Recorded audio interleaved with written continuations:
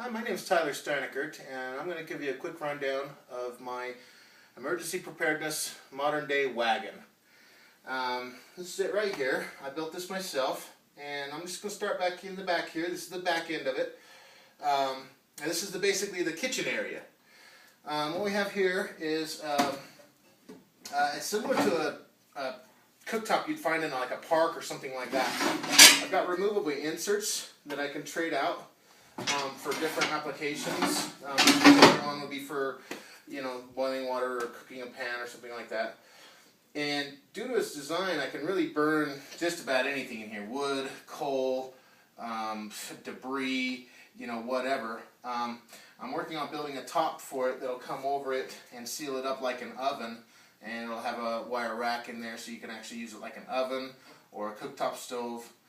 And one of the cool things about it is in the bottom section here, there's this copper coil that coils around. And so as you have a heat source on here, coal or something, and you're trying to cook, you can actually activate a pump that'll pump water through that coil, and it pumps out, heating that water. It stores it in a separate tank, and you can actually end up with a hot shower after your meal at the end of the day.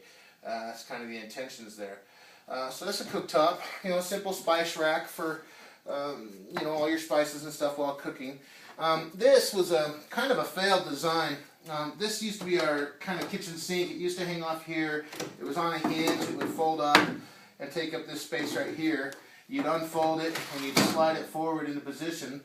This is our hot and cold water faucet, as well as our water intake to refill the main storage tanks down below. This broke, and so I'm actually redesigning this piece to turn sideways, and it'll actually come up and cover these two things to actually protect them from contamination or anything like that. So that's actually a redesign in the work. I use a granite countertop mostly for the environmental aspect of it. It's stone. It's not going to care about heat or cold or anything like that. You can cut on it. You can cook on it. It wipes clean usually.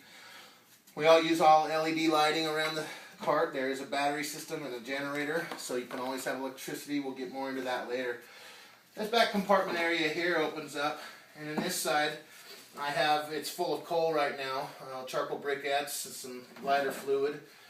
So I can always just pull out a few briquettes, put it in there, cook up something. This side here will be for holding a tub of flour, tub of sugar, basic cooking stuff that you're going to need, as well as the spice rack. And down below is, in this area, is where we plan to put all the pots and pans. I don't know if you can see on that camera angle, but it's a pretty good size area. We'll have hooks on this back wall, and all our pots and pans and stuff for cooking will go in here. I got this thing for like a utensil thing. I'll probably mount it to this wall so that when it folds up, it goes up inside, and you'll have your forks and spoons and knives and whatnot in that little waterproof container like that. So that's that area there, and then mostly just for access throughout building it, this entire rear end actually folds down, and that gets you into kind of the guts of the cart. You got your water pumps. This is actually the hot water storage container. I have 3 of these blue gallon or 5-gallon tubs in there, so 15 gallons of water on board, all plumbed in with individual pumps. And so that's just kind of a peek down below some of the stuff. And that just latches up like that, and you're good to go. So I guess moving over to this side over here, I talked briefly about the water system. This rear wheel is actually on a suspension system that I kind of stole from a design I saw on the internet, but it's not working out. I'm planning on putting leaf springs in and a regular axle, because it just has a wobble to it that I just don't like. I need to rethink that suspension system a little bit and going with a more like a trailer, like the bed of a truck. This is actually folded down right now. I'm going to show you these big deep compartments. These things go all the way back. I'm planning on mostly like clothing storage and stuff in these. It's kind of a his and hers clothing area. Up here is, I decided to use these bins because I can fit a lot of stuff in the bins, and then I can stack the bins versus just packing these compartments full of stuff. I don't think it'll work out as well. But this side compartment actually folds completely up to seal off those compartments in there. And then it itself opens up. And what we have here is our gun racks. There'd be room for a shotgun and a .22, as well as these are perfectly spaced for standard size ammo boxes to fit behind. Now granted, it's not done.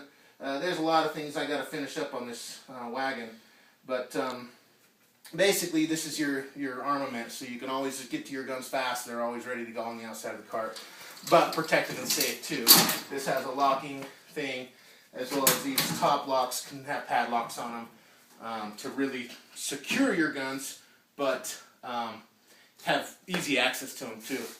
So we'll move along a little bit here, talk a little bit about this top section. It's just this big flat section, but what this does, this entire top section lifts off, moves forward, and locks into place on these big tabs up front here. And then I use these support bars, similar to this right here. These support bars hook onto these poles here. There's two of them, and that supports the front. It locks into place on this front piece, locks into place back here. And what it gives you is this huge platform on the top. And as you can see here, I don't want to really dive into this too much, but this is kind of one of those travel canvas car topper things. And I have a tent in here, all my sleeping bags, blankets, my poles, everything I need. So after I lift this top off, lock it in place, I simply unzip this, unfold my tent, I flip a switch down below, it activates the air pump, I inflate my air mattress, and you know, we're sleeping pretty fancy on top of our goods, so nobody can come and steal our cart in the middle of the night without stealing us too. So I thought that was pretty a good design. But we'll move around to the front here. Go ahead and take this off.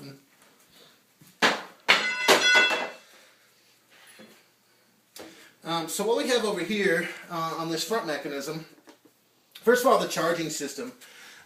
These tires are completely solid rubber, completely puncture proof. You could run a screw or nail right through them. You're not going to lose any air. And I've got them rigged on sprockets and chains onto this generator motor here. I go through a little circuit here to clean up the signal, and then I go back to a bank of batteries in the back. But you know, as you're walking along, this is spinning and generating electricity. I have two different gears back here. One is for a higher speed, and one is for walking. So I can charge if I'm pulling it by hand or by horse or something like that. It has a gear for that. But if I was doing something a little faster, like an ATV or something, it has a gear that will gear it down so you're not overcharging your batteries at higher speeds. This whole front axle does move. And I just smacked my toilet, but it's actually not mounted on there yet. We were waiting to mount it up, but we use a bidet style toilet. It's plumbed up to hot and cold water, and basically, I mean, who has the space to pack around a bunch of toilet paper, you know? With this thing, you take care of your business, give you a little wash, and you're on your way again. And we've found that it'll be, you know, in this particular environment that we're going to be in, we decided that was really the best way to go with it. I also have some LED headlight style lights up front. They have the option to light red or white.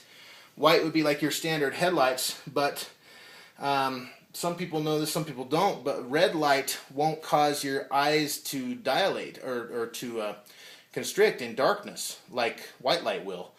And so if you were trying to keep your senses very high at night and be able to see really well at night, you want to use a red light. And so these actually, you can switch them to a red LED. they will still light up the road in front of you, but because it's red, it doesn't. Your eyes don't adjust, and you can see in the dark still. I've also got, this is also a removable or folding panel. It opens up. This is that same side compartment that you saw. I also have this middle compartment. It goes pretty far back, and another side compartment. This is like all our bathroom stuff, shampoos and stuff like that. And this is more like first aid and, you know, all our different supplies. I kind of failed to mention that the paint on this thing is an oil-based latex. I'm sorry, oil-based polyurethane on the entire thing. So water just beads up. It's completely sealed to wood. There's also a coating all over the entire frame, similar to rhino lining. It's a truck bed liner. Unfortunately, I used a cheaper product than rhino lining, but that was just simply due to expense. But it's basically a rhino lining on the entire metal chassis of this entire thing. So then I get into my little access door down here. My plans are to have a set of tools right here. Just easy access. And you can see as we get down in here, well, it's kind of dark in there. I'll show you through the side door, but it's a huge area under here, and this is basically all your food storage. There's a side access panel to get to the food storage. I have water valves here for my toiletry in case something ever springs a leak. You can always kill your valve. And then on this side here is actually our shower. Little panel pops down. You got hot and cold water for your shower. And so, you know, you just stand here, and the way it's kind of designed is, you know, if you're taking care of your business or something, you stretch a tarp across the front of the cart, and that way it kind of just privacy a little bit and get you going like that. So we got shower, we got full access panels and stuff. On this side, more of the same. This is just this is for a long rifle. Again, ammo compartments and stuff in here. So you've got a 22, a shotgun, and then a long rifle for hunting. So that's kind of the story behind all this. Go ahead and lock that. And if we open this side panel up, you know, it's just access to this front panel, but back here is our like main command center. And what we have back here is you know, a 500 watt inverter. So I have regular power. I have a smaller inverter down over here. I've also wired this thing up so I have basically every known voltage available up to 12 volts. I can tap wires on it, these little wing nuts.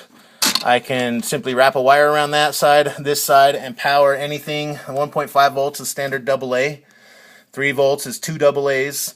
5 volts, 9 volts, 12 volts. So if I were to find some device that needs batteries or something like that, I can very easily wire it into my power grid here and be able to power those devices very easily. Over here we have like our master power switch that turns on the main batteries. Our panel powers. Back here, the charging system, you got to turn on the charger and the generators. Small inverter, large inverter. These are your hot and cold water pumps. And then up here we have our kitchen lights and our front lights, and 2 extra switches for anything else we may need to wire up someday. I also have like there's a USB charger in some of these power inverters. There's a USB charger here in this power inverter. And the plan is really, when we really load this cart up, I'm planning on having like an iPod, possibly even a small laptop in this area. I can be able to use GPS signals off those.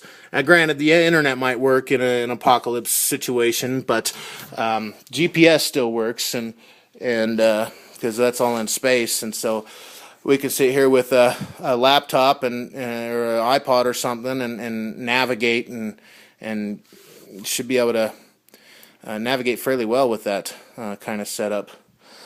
So let me close this back up. And lastly is down below here, our main access panel. This whole panel just removes, comes completely off.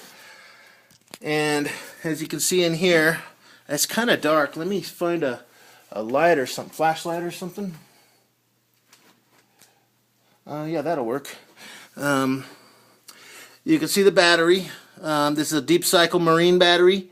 So it's designed to die out all the way if it has to and come back to life when it needs to. Granted, it's pretty dirty in here. I got all kinds of tools and stuff, but you can really see it's actually a pretty big enclosure in here. It's designed to fit a 5-gallon bucket, and ultimately those 5-gallon buckets would be full of food, and so you basically just pack this entire bottom area here full of food, and that's pretty much it. The extra water jugs back here, and you know, some of the plumbing and stuff. And so lastly is this little access panel right here. You just turn these screws and this panel will pop off, and it was kind of a well, I'll admit it was a design screw up, but it worked out okay. This gets you into a couple of valves that turn on your hot water recycling and the hot water return from the oven. So you would flip these valves to refill. One of them takes cold water and fills the hot water tank. The other one turns on the recycling in the hot water tank so that it heats that water up. And I mean, that's pretty much it. That's the basics. I mean, we have a lot of gear and stuff that I guess goes along with it. You know, it's fully stocked with all kinds of camping stuff and cooking stuff and whatever else. But that's my little modern day wagon, right?